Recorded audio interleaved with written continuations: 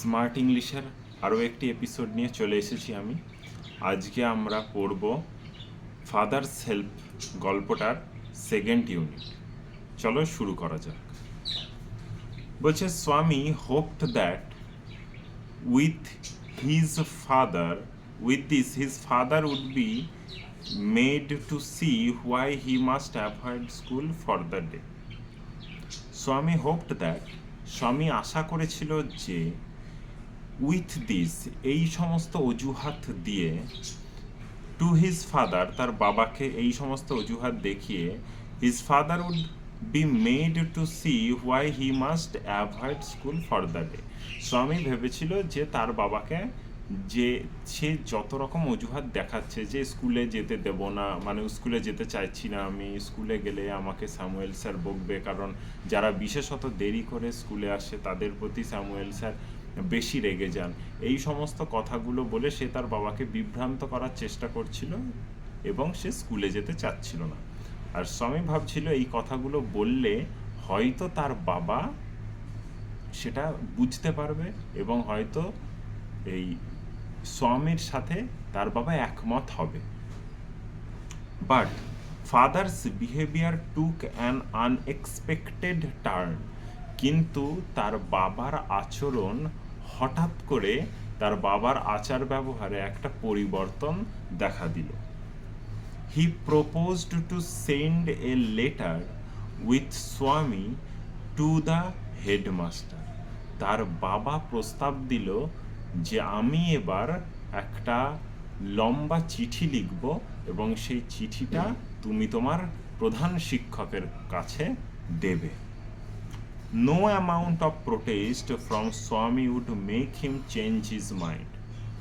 কোনো রকমেরই প্রোটেস্ট মানে বিরোধিতা, কোনো রকমেরই বিরোধিতা যেগুলো স্বামী করছিল তার বাবার ওপর, বাবার সাথে যেগুলো বলছিল যে না এটা করা যাবে না ওইটা করা যাবে না, কোনো রকম বিরোধিতাই তার বাবার কাছে খাটলো না। তার বাবা যখন সিদ্ধান্ত নিয়েছে যে আমি হেডমাস্টার মশাইয়ের কাছে চিঠি লিখব, তখন সে চিঠি লিখেই ছাড়বে। বাই দিস টাইম, এই সময়ের মধ্যে, Swami was ready to leave for school. Swami তৈরি হয়ে গিয়েছিল কোথায় যাওয়ার জন্য না, বিদ্যালয়ের উদ্দেশ্যে যাওয়ার জন্য সে তৈরি হয়ে গিয়েছিল। Father had composed a long letter to the headmaster.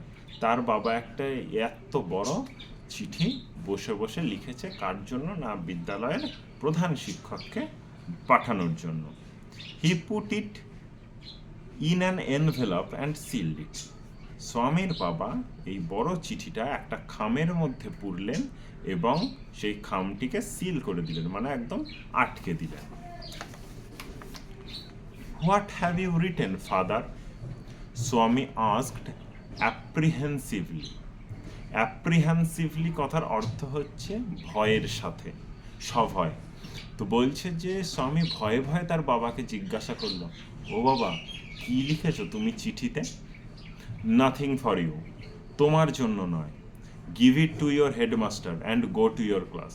তুমি বিদ্যালয়ে যাবে, প্রথমে হেডমাস্টার মশাইয়ের ঘরে ঢুকবে, এই চিঠিটা তাকে দেবে, দিয়ে তুমি তোমার নিজের ক্লাসে চলে যাবে। এখানে আমি যা লিখেছি সেটা জেনে তোমার কোনো কাজ নেই বা তোমার কোনো প্রয়োজন নেই। Have you written anything about our teacher Samuel? তুমি কি আমাদের মাস্টার মশাই স্যামুয়েল স্যার সম্পর্কে কিছু লিখেছ? কে জিজ্ঞাসা করছে এটা? এটা স্বামী জিজ্ঞাসা করছে। কাকে জিজ্ঞাসা করছে? তার বাবাকে জিজ্ঞাসা করছে। ইয়েস, হ্যাঁ লিখেছি তো। প্লেন্টি অফ থিংস, প্রচুর পরিমাণে লিখেছি, অনেক রকম লিখেছি। যে সে কেন এত দুর্ব্যবহার করে, সে যারা একটু দেরি করে আসে ক্লাসে তাদের সাথে কেন খারাপ ব্যবহার করে, বিশেষত ছেলেদের সাথে কেন খারাপ ব্যবহার করে, অনেক কিছু লিখেছি। আর তিনি কেন এত বদরাগী সেই সম্পর্কেও লিখেছি। এটা বোঝাতে চাচ্ছে স্বামীনাথনের বাবা স্বামীকে।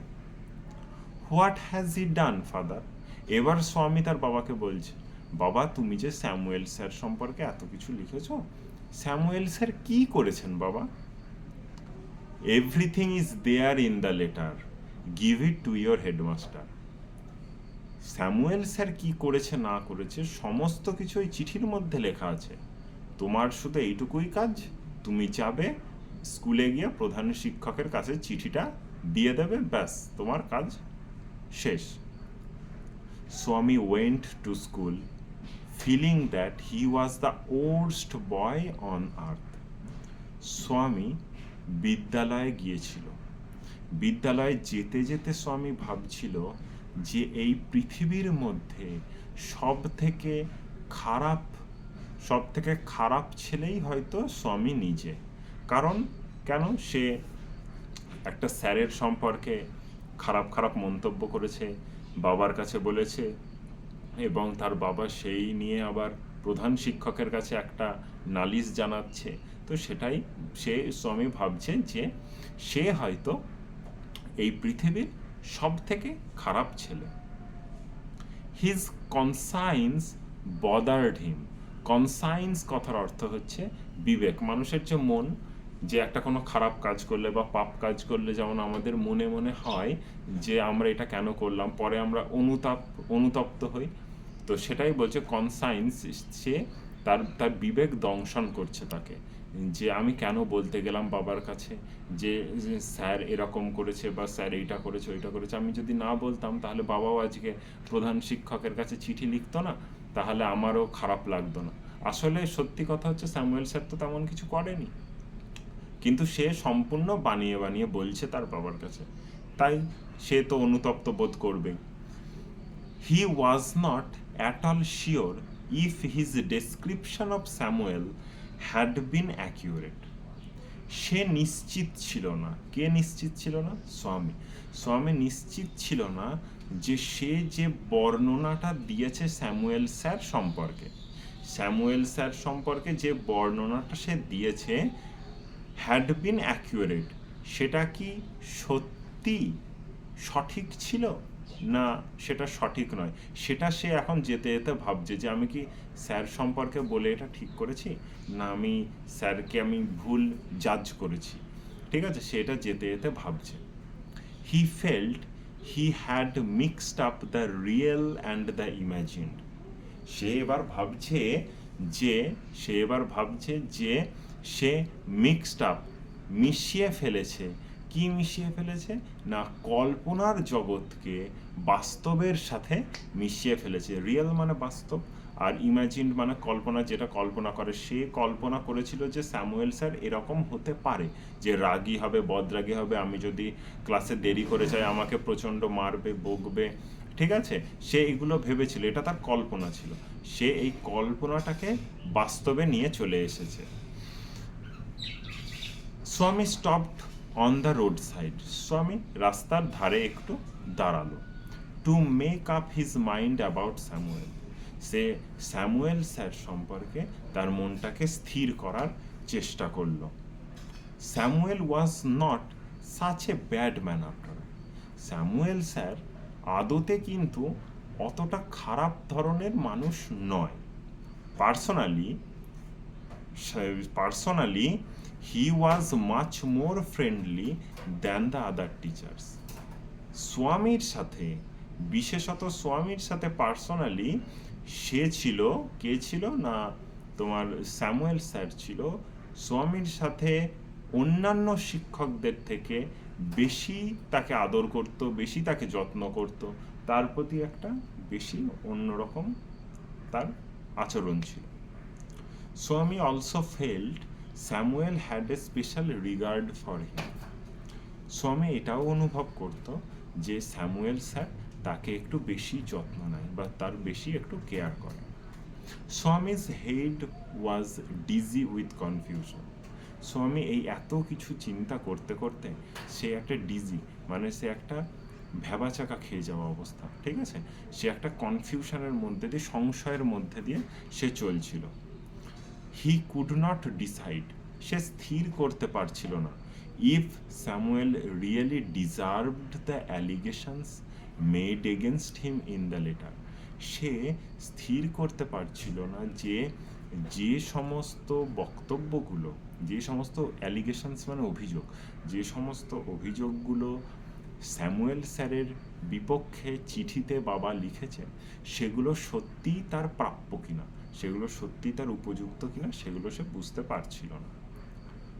The more he thought of Samuel, যত সে স্যামুয়েল স্যার সম্পর্কে ভাবতে লাগলো, দ্য মোর স্বামী গ্রিভড ফর হিম, ততই সে স্যামুয়েল স্যারের জন্য দুঃখ পেতে লাগলো। To recall Samuel's dark face, তার মনে পড়তে লাগলো স্যামুয়েল স্যারের মানে ডার্ক ফেস, একদম পাতলা মুখ, ঠিক আছে, ডার্ক ফেস পাতলা মুখ, সেও একটু শ্যাম বর্ণের ছিল, সেও একটু শ্যামলা ছিল, সেই ফেস তার মনে পড়তে লাগলো। হিজ থিন মুস্ট্যাচ, তার সরু যে গোফ, মুস্ট্যাচ মানে গোফ, তার সরু গোফের কথা তার মনে পড়লো। আনশেভেন চিক, তার যে গালে যে খোঁচা খোঁচা দাড়ি ছিল, আনশেভেন, যেগুলো সে পরিষ্কার করেনি, ঠিক আছে, সেই রকম দাড়ি তার গালে ছিল স্যামুয়েল স্যারের। অ্যান্ড ইয়েলো কোট, এবং সে পরিধান করতে একটা হলুদ রঙের কোট, সেই কোট মানে টোটাল স্যামুয়েল স্যারের চরিত্রটা তার চোখের উপরে ভেসে উঠতে লাগলো। ফিল্ড স্বামীনাথন উইথ সরো, এই সমস্ত জিনিসগুলো যখন তার চোখের সামনে ভাসতে লাগলো, তখন সে স্যামুয়েল স্যারের জন্য আরও বেশি করে দুঃখ পেতে লাগলো। এটাই ছিল তোমাদের ফাদার সেলফ গল্পটার সেকেন্ড ইউনিট। আশা করি প্রত্যেকটা লাইন স্পষ্ট বাংলায় একদম সঠিকভাবে তোমরা বুঝতে পারবে। যদি কোনো সমস্যা থাকে অবশ্যই কমেন্ট করে জানাতে ভুলবে না। চ্যানেলটিকে সাবস্ক্রাইব করো, বন্ধুদের মধ্যে শেয়ার করো, আর থ্যাঙ্কস ফর ওয়াচিং।